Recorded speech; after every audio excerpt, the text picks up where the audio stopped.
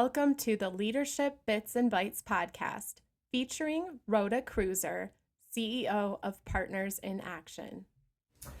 All right. This is our continuation of our conversation with Dr. Belmonte, Dr. Bobby, and really learning more about the leadership that he is displaying not only within his chiropractic practice, but also within the community at large. And so we want to take time to really explore that a little bit more and to talk about the idea and the concepts that you're taking into the community, how you are actually creating joint ventures with other people. So if you could just share with us a little bit more about what's your vision for that?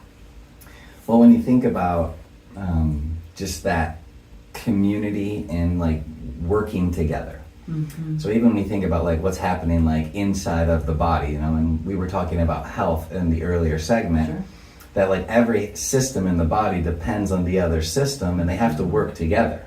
Yeah. And so we're a direct mirror image of what's going on inside our body as it relates to what's going outside of us, kind of back in the community. And the more we can understand that we all need each other, and every business needs those other businesses, and churches need those other ministries. Right. And so like, what does it look like to kind of like break apart, you know, this segmentation where things are often individualized, isolated, you know, we're serving these niches, but yet we're not really collaborating well with others. And often, right, there's just challenges when it comes to time, resources, money. And so this idea that we would kind of get back to doing things together, and sharing in those resources, not to look at them as our own, but to look at them as like the communities. Right. And so even when we think about like how we're integrating on the healthcare side of things, right? It's not just chiropractic. It's like, what does it look like for medical doctors and chiropractors and naturopaths and pastors to actually work together? Because right now, a lot of people, you know, they'll go and find great counsel through their church and through a pastor. And then often, right, the thought is all you need to do is pray. Right. But yet you still actually have a body that needs to be hydrated, well nourished, and you know there is like action that has to be taken, but that has to sit on a foundation of faith. So what does it look like for like a business to understand that the business right next door to them is struggling, and then to offer a helping hand, whatever that might look like. And so just as a result of that, we've been able to help, you know, a numerous number of different businesses and ministries.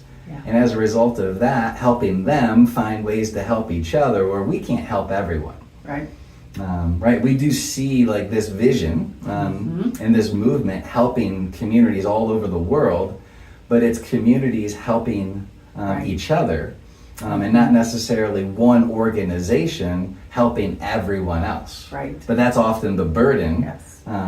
Where we kind of get these great ideas and they're good ideas and they're there to help people. But then quickly you start to feel the burden of trying to help everyone, and we just want to do what we can do to help people find ways to help others. Yeah. And it's that others focused. Which is so wise because the reason we even talk about teams, for instance, is because no one person can do it all. No one organization can do it all. But we can play a part with our neighbor, if you will, our community, the people who we have influence with. And so one of the principles I think of leadership is really understanding that calling, if you will, and that privilege really to have that impact. But it's, you know, again, as you were saying, kind of helping other people who can then turn around and have impact in their sphere of influence and so forth. Tell us a little bit about maybe some of the kinds of projects that you're undertaking, because I know you have done some things specifically like around food and so forth, and so maybe if you would share a little bit of the concrete examples of that. Yeah. Well, food's another one of those like important essentials, right, that we just can't live without. And right now we're running into all kinds of food problems. You know, there's either one, the shortage of food, or two, there's the actual lack of nutrients in the food, where we've genetically modified the foods, we've chemically engineered them, and we've laden them with all of these different chemicals and dyes and preservatives. And the problem is there's no nutrients in that. Yeah. And it's creating major problems at the cellular level. And so this idea that we could localize the food, and food has been the most consistent currency since the world was created. Interesting. So when you localize the food, what's really interesting is you also localize the economy. And the more you keep those dollars within your community, the more you can share those dollars back in the community. And then now we can really see everyone. And then that is the mission, right? For people, just to be seen and heard and loved. And that's kind of right back into that community effort to kind of like pull our resources together and just localize the effort. I mean, the key to all of this is stay small and keep it relational. Because with relationship, are we going to run into challenges? Absolutely. Relationships can be hard. They can be messy. They can be. But there's all kinds of great work that we get to do if we can maintain the relationship. And so this idea of like not burning bridges, you just never know who you might need in the future. And so if we really think about relationships being the most important thing that we value, then we can figure out, one, how to kind of put aside our differences, or two, kind of align kind of our interests to then help each other. Kind of another concrete example of this is like lawnmowers. Does everyone need their own lawnmower? Probably not. Probably not. I mean, I don't know the last time I've seen anyone mow their yard every day. Hopefully not.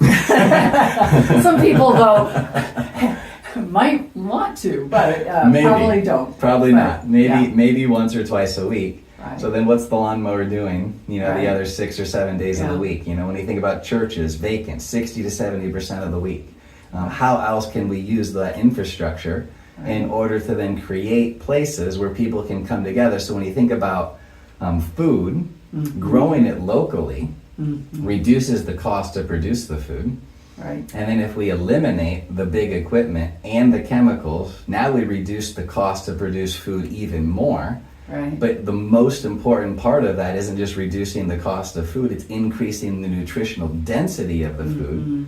And in our country, we have more than 3,000 chemicals that go into producing food. Wow, that's amazing. Out of those 3,000, they are banned in 120 developed nations around the world as illegal because they're dangerous at the cellular level. Wow. So it sounds like food safety, quality, and also the idea of the interrelationship and joint efforts among people in the community are really some important elements to us having a healthy life and a healthy community as well. Because you just can't live without food. And you are what you eat. And so when we think about what does that even look like, we think about the room we're sitting in right now, maybe 10 by 20 feet. And so if we were to plant a garden right in this room, and we were to kind of mix a variety of fruits and vegetables in it, and then we time this room by 400, that would feed the entire community of Lowell, Cascade, Ada. Wow. That's 7% of the community that would either raise their hand to say, hey, I've got a small piece of land, right? That's not more than 10 by 20 feet. And if we could grow food, not only could that sustain your family, but also sustain the neighbor next to you, then you can bring that to market. And then not only now are you also helping your community, feeding your own family, but now you're also earning a side income, and now there's empowerment. Now you feel like you have a place, and you're adding value back to the community. And it's hard to measure how much that translates into health, but we just see, when people are seen and heard and loved, and they feel like they're uniquely valued, Right. And cared for, that they just ultimately experience better health. Yeah. Yeah.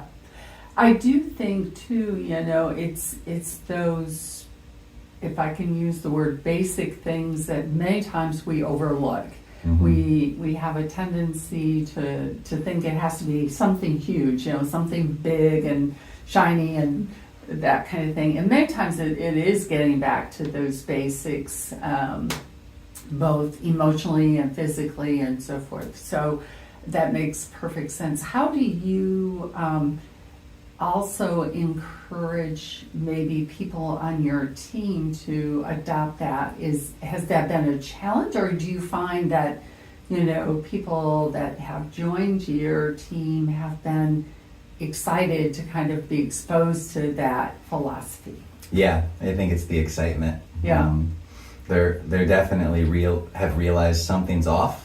Mm-hmm. And no different than you here this morning. It's just like, right, there's a quick interest. Right, because these are foundational principles that have already stood the test of time. Right. And so just getting back to them just immediately kind of fills people with hope. Right. That it really is simple. Right. I don't think anyone's really believing that it has ever was meant to be this complicated. And so as a result of that, they have fully engaged in just kind of trying to go back to these very simple practices. Yeah. And I think that's sometimes like where we just, we complicate it. Right. And it's like, what is it that complicates it? And one of the things that I believe leads to so much of this complication is greed. It's not hard to feed people. Yeah. What's hard is to profit largely off of that. Yeah. That's the difficult part. Yeah. But just feeding people isn't that hard. Yeah. No different than healing people really isn't that difficult either. Right.